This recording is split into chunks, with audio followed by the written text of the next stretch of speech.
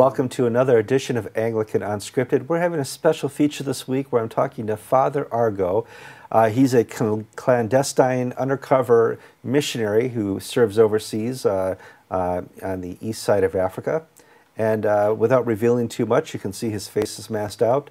He's appeared on this program before, and many of you will recognize his voice and say, "Oh, I know who that guy is." So I feel safe in putting this video up so the people who know him will get a good update of what's going on. The people who don't know him, I can't help you. First of all, you're back in America for a week or two, taking a quick tour. What's been going on?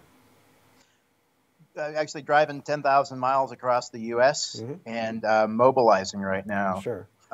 Sharing the story of the unfinished task of the Great Commission, that 43% of all the world's people groups, 2.9 billion people, including mostly 1.6 billion Muslims, have yet to be really engaged with the gospel. And then also what God is doing in the Islamic world and here in America as well, and encouraging American Christians to reach out to their Muslim neighbor with the love of Christ. So that's what we're doing. Islam, Muslim, fundamentalism, it's all in the news. If you're watching CNN, Fox News, MSNBC, there's a new point of interest. It's no longer Saddam Hussein. It's no longer Osama bin Laden. It's called ISIL, or ISIS. Many different names come by it. It's rocky in the Middle East right now. We hear constant updates from Ken and Andrew White about Iraq. We learned about Syria today. We're learning Iran may have to participate in this. America doesn't know what to do. Yet you're coming from East Africa, where there are miracles in bringing people to faith who are Muslim.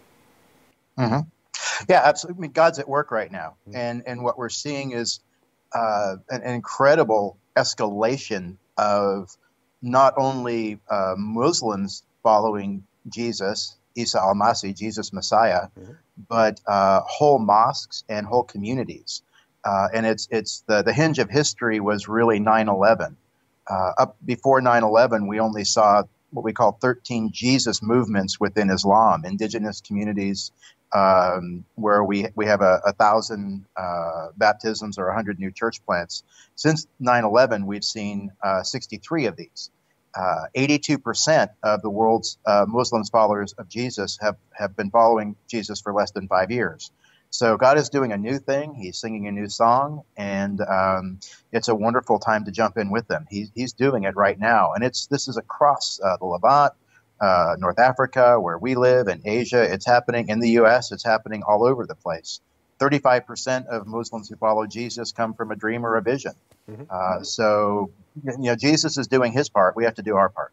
How do we do our part? What's a common way to reach a Muslim or a person with the Islamic faith? Well, number one, absolutely prayer and fasting.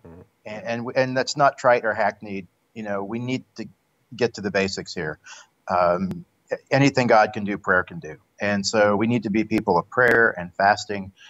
We remind folks in America that when we're sleeping over in our part of the world, you're awake. So pray for Jesus to appear, Isa to appear in dreams and visions. Importantly, too, though, is that the Muslim who has a dream or a vision needs a Christian on the ground to explain to them who this man in white is. So pray for workers for the field. Pray that we only have 2,000 full-time workers for 1.6 billion Muslims. So pray for workers, send workers. And then here at home in America, Jesus is appearing in dreams and visions as well. But you need to be in relationship with Muslims to know this. And the average Muslim here you meet is a normal person with family concerns. They're scared. Fear is their number one concern, their number one emotion of a Muslim living in America. They're afraid of being deported, afraid that you're going to hurt them. And we need to be bold in Jesus. Perfect love casts out fear. And get into relationship with them. They are very relational, family-oriented people. And as you become friends with them, they will share things with you. And it really happens through relationship. So the message to the church is really find ways to engage with Muslims around you. And we help sort of teach how to build bridges. You're praying for them. And it's amazing what God will do with that. Now, I discussed earlier what's happening in the Middle East. You and your family are going to go to the Middle East next week to deliver money and supplies to the front lines. Tell me a little bit about that. As long as my mom doesn't find out, Yes. we're working on that. Just got a really clear word from the Lord, and just kind of watching on Facebook, and people sort of are liking things and sort of getting, interested in this issue, but really felt a call, go do something, do something.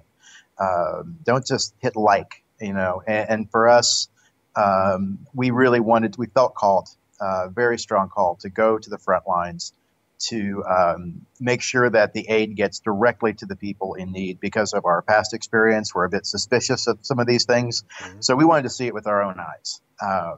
We secondly want to establish a long-term supply line with people we can trust, with the blessing of government officials that we need over there. So pray for favor for us and wisdom, discernment. And then we felt called to comfort the Christians there and the workers there, that they have not been forgotten. Having gone through a major catastrophe crisis, one of the most important things for us was that we were not forgotten, that people remembered that we were still alive, we still mattered. And so coming in is really important, to sort of embrace them and let them know that we're praying for them, we're pulling for them. And then we want to come back and really tell the story of which is not being reported. What's really happening there right now. And that's one of the interesting things. We hear about the violence, we hear about the beheadings, the killings, and people fleeing, but there's not a lot of report of all the refugee camps. I've heard reports where there's 300, 400, even a million people in refugee camps around Syria, Iraq, the border with Iran. Even Iran is starting to give money and support to some of these refugee camps. But reporters here in America have had trouble with kidnapping over there, and you don't find Fox News or CNN on the ground reporting from these refugee camps. Yeah, and we're in almost daily contact with people on the ground there, and what we're hearing is that the refugee situation is a far greater magnitude than what's being reported. We're hearing numbers upwards of 1.2 to 2 million. If you take the population of any city in that area, the refugee count is 1.5. So if there's 1 million people there, you have 1.5 million refugees added to that number. And there's not the capacity to care for these folks. What's happening or understanding is that the UN has been able to get tents into a lot of places, but that's it. And what they don't have are mattresses, cookers, kerosene, water, issues like that. So that's where the relief is needed right now, and it's again a far greater magnitude. The problem is that these cities are sort of all ISIS is sort of in between all these places. They're hard to get to, and hard to get relief into. We're planning on going to one particular area, but we've heard that ISIS could overrun it in the next 2 weeks.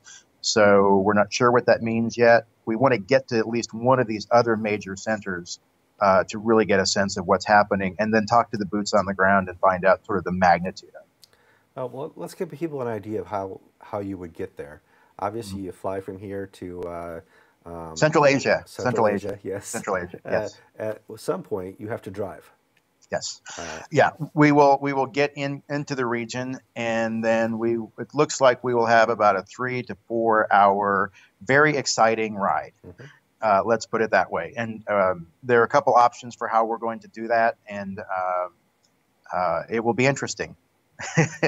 All right, so let's get down to brass tacks. Anglican TV viewers have always supported Anglican TV when the need is great, and the need is great here. We would ask that you would support Farther Argo and his missionary and his mission trip next week to the Middle East. First support is prayer. He mentioned that. Pray for them at night, pray for them during the day, and fasting. If you aren't paying attention to the news, the world is exploding. God is unshaken. And this lives in the realm that we work within prayer. We also need to help support our brothers and sisters and neighbors over in the Middle East. And in doing so, we need to give money to people like Farther Argo, who are going to go there and bring supplies. the most important thing you're going to bring is cash. That's correct. Okay. It's not like you can stuff a bunch of mattresses in your suitcase and show up with a couple of suitcases full of stuff. That's not what they're looking for. Yeah, the major needs going on right now are kerosene cookers are $24. They'll also need fuel for that. Mattresses are $12. So that's the big cash need. And we want to go over there and sort of set up a supply line for buying those things, watch the purchase, confirm the prices, watch them actually get to the people. We're going to do that boots on the ground. The other thing that they need, and this is for next, is they're desperate for doctors, medical personnel, and supplies. So we're organizing a container of the medical supplies they need, and I hope to lead a doctor, nurse, medical trip in maybe in November. So if we have any Anglican medical people who would like to go on an adventure for Jesus, that would be great. And I also want to point out, this is the body of Christ is broken, it's suffering, it's bleeding right now, but also the coming in with love and care and practical support at great risk is a witness to the Muslim Kurds as well. And they will ask, why are you doing this? And we get to tell them. And we tell them because it's the love of Isa. It's Jesus. So this is a great opportunity to witness the difference that Jesus makes. We don't fear, we love, we don't hate, we don't run. We run to the darkness with the light that's in us. And that's a powerful statement to them. And so this loving Father who came to save us, it means something to them. So that's reaching out to the local Muslims here is also a huge part of what's going on. Okay. At the bottom of your screen, you see a link to a website where you can click and donate directly to Farther Argo. What is the name of the website? You caring, and then you'll look for that link to Liaison International for our relief. And I just want to say that 100%, everything that comes in will go directly to the front lines. We have board members who are paying for our travel and food and all that good stuff. So whatever comes in goes straight out, and we're passionate about getting money to the people in need, to the front lines, and avoiding nonsense. So I'm anti-nonsense, and so that's what we're going to do. Now, Father Argo has been very kind to let himself appear with voice and face on this episode. It's very important that if you forward this interview to somebody and you know who Father Argo is, that you do not identify him on Facebook or in the emails that you forward. We don't mind if this interview goes viral, but we want to be sure that at no point the real identification of Father Argo is revealed. That's very important for he and his family. Yeah, I'd like to get back into Central Asia and have a kebab at the end of all. So help me get my kebab for Jesus. That'd be great.